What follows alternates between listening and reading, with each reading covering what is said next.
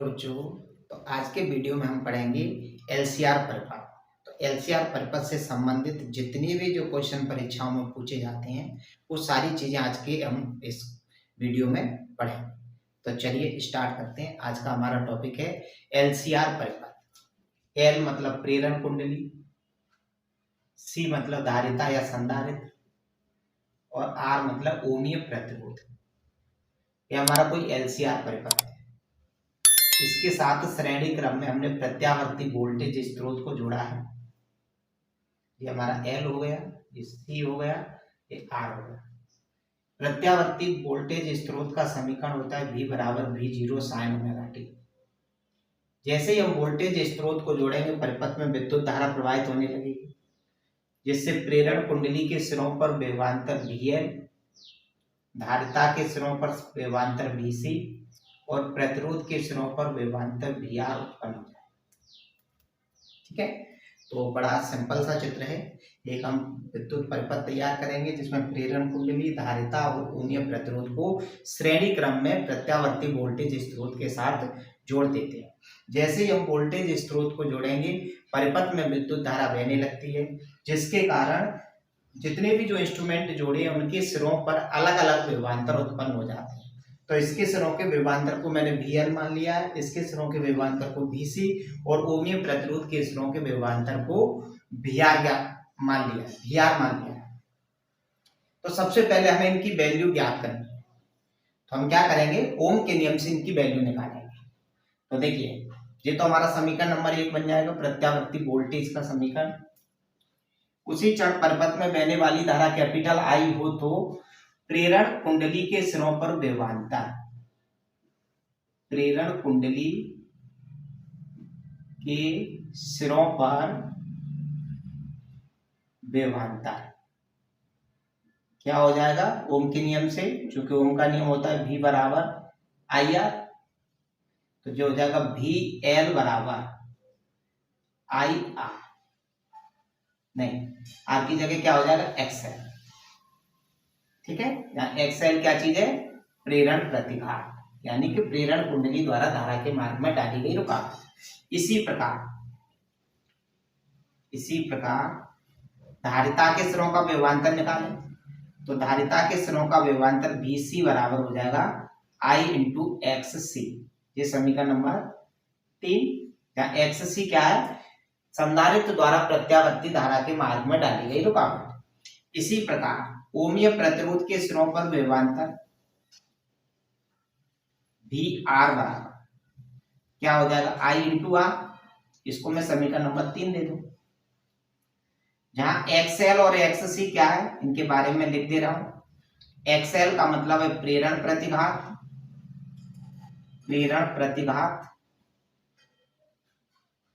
और XC का मतलब है धारिता प्रतिघात।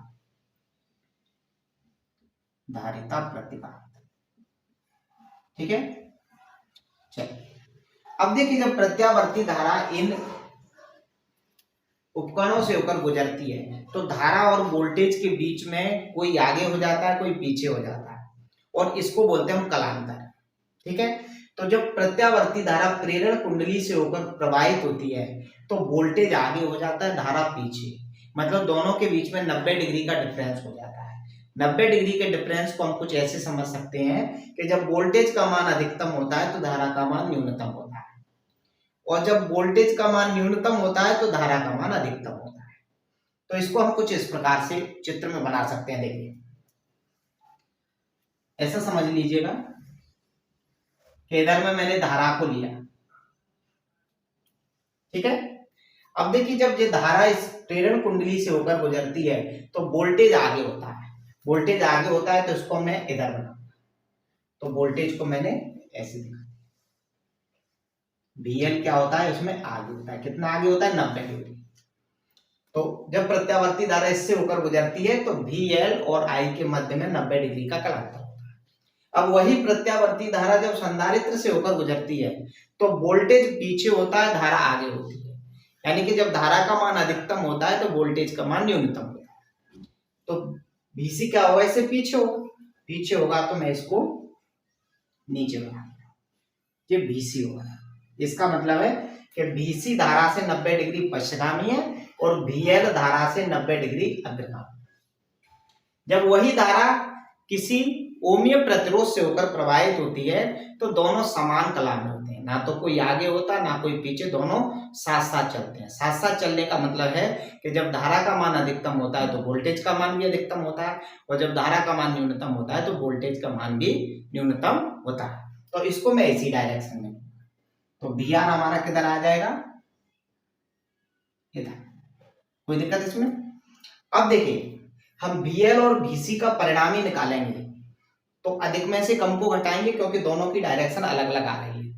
तो दोनों अधिक क्या होगा BL और कम क्या होगा BC, तो BL में से BC को घटा देंगे और परिणामी की डायरेक्शन अधिक की तरफ होती है, तो परिणामी की डायरेक्शन इधर आ जाएगी और जो वैल्यू बनेगी हमारी BL माइनस BC। ठीक है, तो BL और BC का परिणामी कितना आ जाएगा, BL माइनस BC, जिसकी डायरेक्शन इधर। अब देखिए BL माइनस BC और VR का परिणामी निकालें। देखिए VR इस डायरेक्शन में और BL माइनस BC इस डायरेक्शन में, तो दोनों का परिणामी कहीं इधर आएगा, दोनों के बीच में परिणामी कहीं इधर आ जाएगा। BL माइनस BC और VR का परिणामी भी मान लीजिए।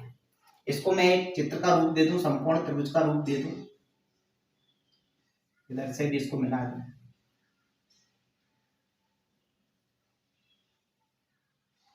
समझ गए ना? देखिए ये हमारा BL माइनस BC है तो यह भी BL माइनस BC होगा, यह VR है तो यह भी VR है। मैं इसको फाई मान लू इस कोण को, तो देखिए यहां से हम इतना समझ सकते हैं कि वेवांतर BR और धारा I समान कला में है, वेवांतर BL धारा I से 90 डिग्री आगे है यानी अग्रगामी है, वेवांतर BC धारा I से 90 डिग्री पश्चगामी है। BL और BC का परिणामी BL माइनस BC होगा। यदि VR और BL माइनस BC का परिणामी कैपिटल भी हो तो यहां पर इसमें पाइथागोरस प्रमेय लगाना। ये एक समकोण त्रिभुज है तो कर्ण का वर्ग बराबर लंब का वर्ग और प्लस आधार का वर्ग, या कर्ण का वर्ग बराबर आधार का वर्ग प्लस लंब का वर्ग। समझ गए ना? तो मैं इसी थ्योरी को यहां पर लिख दे रहा हूं। देखिए BL माइनस BC और VR का परिणामी कैपिटल भी हो तो V स्क्वायर बराबर आधार का स्क्वायर और प्लस लंब का स्क्वायर। समझ गए इस बात को? चलिए इन सब की वैल्यू हमारे पास दी है समीकरण 2, 3, 4 में, जिसको 4 नंबर समीकरण माना होगा इसको 4 नंबर मान लेना। ये हमारा समीकरण नंबर 4 है। समीकरण 2, 3, 4 से मान रखते हैं। समीकरण 2, 3 और 4 से मान रखने पर तो मान रखेंगे तो क्या हो जाएगा, देखिए V स्क्वायर बराबर इसकी वैल्यू IR, IR का स्क्वायर प्लस इसकी वैल्यू I इंटू XL और इसकी वैल्यू I इंटू XC, और इस पर वर्ग है तो मैं वर्ग लगा। देखिए V स्क्वायर बराबर अलग अलग स्क्वायर हो जाएगा तो I स्क्वायर R स्क्वायर, यहां पर अभी जो जैसे का जैसा IXL माइनस के IXC होल स्क्वायर, ये जैसे का जैसा। इसमें से मैं I कॉमन ले लूं, I कॉमन लूंगा तो I बाहर आ जाएगा, लेकिन इस पूरे के ऊपर वर्ग है तो कॉमन के ऊपर भी वर्ग आ जाएगा। क्या बचेगा, XL माइनस के XC का होल स्क्वायर। ठीक है, क्योंकि पूरे के ऊपर वर्ग था तो जो कॉमन लेंगे उसके ऊपर भी वर्ग आ जाए। अब पूरे में से I स्क्वायर कॉमन आ रहा है तो I स्क्वायर कॉमन ले लूं तो V स्क्वायर बराबर I स्क्वायर ले लिया हमने कॉमन, क्या बचेगा R square plus XL minus के XC का होल स्क्वायर और ब्रैकेट। I स्क्वायर को इसके नीचे ले आओ तो जी आ जाएगा V स्क्वायर बटे I स्क्वायर बराबर R square XL minus XC का होल स्क्वायर। ठीक है, पूरे का वर्गमूल ले लें तो वर्गमूल लेफ्ट का तो क्या आ जाएगा, v बटे आई, इधर बराबर इधर में आ जाएगा अंडर रूट में R square plus XL minus के एक्स सी का होल स्क्वायर। ठीक है, अब देखिए v बटे आई का मतलब होता है आर, v बटे आई मतलब आर, आर यानी कि प्रतिरोध।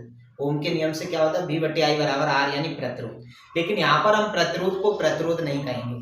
यदि किसी प्रत्यावर्ती धारा परिपथ में प्रेरण कुंडली धारिता या ओमीय प्रतिरोध में से दो या दो से अधिक जुड़े हों तो धारा के मार्ग में संयुक्त रूप से डाली गई रुकावट को प्रतिरोध न कहकर उसका एक नया नाम है प्रतिबाधा।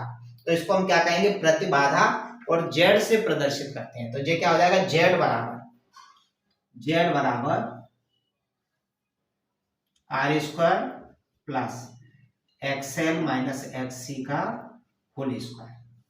ये एलसीआर परिपथ की प्रतिबाधा है। ठीक है, तो एलसीआर परिपथ की प्रतिबाधा कितनी होती है, क्या होती है, इसको आप समझ के जाओगे। क्या लेंगे कि परिणामी वोल्टेज V और धारा I के मध्य कलांतर कितना होता है। तो देखिए धारा तो हमारी इस डायरेक्शन में और परिणामी वोल्टेज हमारा VA है। इसका समीकरण क्या माना था हमने, V बराबर V0 साइन ओमेगा टी। अब देखिए यदि हम इससे इस डायरेक्शन में जाते हैं तो ये आगे माना जाता है, और यदि इसके जो पीछे जाते हैं तो ये पश्च माना जाता है या पश्चगामी होता है। तो देखिए V से, V हमारा इस डायरेक्शन में और धारा हमारी इस डायरेक्शन में, तो धारा हमारी V से क्या है, पीछे है, और कितना पीछे है, फाई। तो हमें जो कोण फाई ज्ञात करना है कि धारा हमारी फाई कलांतर पीछे है, तो फाई का मान ज्ञात करना है। ठीक है, अब फाई का मान ज्ञात हमें समकोण त्रिभुज की सहायता से ज्ञात कर सकते हैं, और समकोण त्रिभुज में 6 त्रिकोणमितीय फलन होते हैं, लेकिन टेन और कॉट एक ऐसे त्रिकोणमितीय फलन है जिनमें कर्ण भुजा नहीं आती है, क्योंकि कर्ण भुजा का कैलकुलेशन कठिन होता है। तो हम इसमें क्या लेंगे, या तो टेन निकालेंगे या कॉट निकालेंगे। निकालने के लिए हम साइन कॉस से भी निकाल सकते हैं, लेकिन उसका कैलकुलेशन कठिन होता है, क्योंकि कर्ण भुजा हमारी लंब और आधार भुजाओं के वर्गों के योग से प्राप्त होती है। तो हम इसमें क्या निकालेंगे, टेन। तो देखिए परिणामी वोल्टेज V और धारा I के मध्य फाई कलांतर हो तो टेन फाई बराबर, टेन क्या होता है, लंब बटे आधार। तो लंब क्या हो जाएगा हमारा, कोण के सामने की भुजा या लंब हो जाएगी, यानी कि VL माइनस VC लंब हो जाएगा, और आधार क्या हो जाएगा, VR। तो VL माइनस VC और बटे आधार हो जाएगा VR। समीकरण 2, 3, 4 में इनके मान दिए हैं, समीकरण 2, 3, 4 से मान रख दें। VL का मान दिया है, VC का दिया है, VR का दिया है, तो मान रखने पर तो टेन फाई बराबर VL की value I into XL, VC की वैल्यू I इंटू एक्स सी, और बटे VR की वैल्यू I इंटू आर। ऊपर देखिए क्या है, कुछ कॉमन आ रहा है, I कॉमन आ जाएगा, क्या बचेगा, एक्सएल माइनस एक्स सी और बटे I से I कैंसिल। टेन फाई बराबर क्या बच जाएगा, एक्सएल माइनस एक्स सी बटे आर। एक्सएल और एक्स सी की वैल्यू भी हम जानते हैं, एक्सएल बराबर होता है ओमेगा एल और एक्स सी बराबर होता है 1 बटे ओमेगा सी। पिछले वीडियो में हमने ये निकाला है। ठीक है, लिंक मैं वीडियो के डिस्क्रिप्शन में दे दूंगा आपको, वहां से जाके आप देख सकते हैं। तो टेन फाई बराबर कितना हो जाएगा, ये हो जाएगा ओमेगा एल माइनस 1 बटे ओमेगा सी और पूरे के बटे में, या फाई का मान निकालेंगे तो टेन इनवर्स हो जाएगा। टेन इनवर्स कौन कितना है, ओमेगा एल माइनस 1 बटे ओमेगा सी और बटे, तो ये क्या आ गया, कलांतर। ठीक है, तो यानी जो हमारी धारा है वो वोल्टेज से इतना पीछे होगी, यानी इसकी सहायता से हम ज्ञात कर सकते हैं। अब क्या करेंगे, परिपथ में बहने वाली धारा, परिपथ में बहने वाली धारा, बहने वाली धारा, तो धारा का समीकरण क्या हो जाएगा, I बराबर I0 साइन। अब देखिए वोल्टेज का समीकरण क्या है, V बराबर V0 साइन ओमेगा टी। अब इससे धारा हमारी क्या है, पीछे है, कितना पीछे है, फाई। तो क्या बन जाएगा, साइन ओमेगा टी माइनस 5, पीछे है तो क्या हो जाएगा, माइनस हो जाएगा, साइन ओमेगा टी माइनस के 5। ये परिपथ में बहने वाली धारा का समीकरण आ जाएगा, जहां फाई बराबर क्या है अभी हम निकाल चुके हैं। फाई बराबर क्या है, tan inverse omega L minus 1 बटे ओमेगा सी बटे एन। ये कालांतर निकाल दिया हमने। अब क्या करेंगे, परिपथ में बहने वाली धारा का शिखर मान यानी I0 इधर निकाल रहा हूं। धारा का शिखर मान, धारा का शिखर मान I0 बराबर क्या होता है, I बराबर होता है V बटे R, तो I0 बराबर V0 बटे R की जगह क्या हो जाएगा, Z, क्योंकि इन सबके द्वारा धारा के मार्ग में डाली गई रुकावट को प्रतिरोध न कहकर क्या बोलते हैं, प्रतिबाधा। तो यहाँ पर क्या आएगी, प्रतिबाधा Z की वैल्यू रख दें तो I0 बन जाएगा V0 बटे Z का मान निकल के आया था अंडर रूट के अंदर R square plus omega L minus 1 बटे ओमेगा सी और पूरे का होल स्क्वायर। ये परिपथ में धारा का शिखर मान हो जाता है। ठीक है, अब मैं एलसीआर परिपथ की अनुनादी आवृत्ति, एलसीआर परिपथ की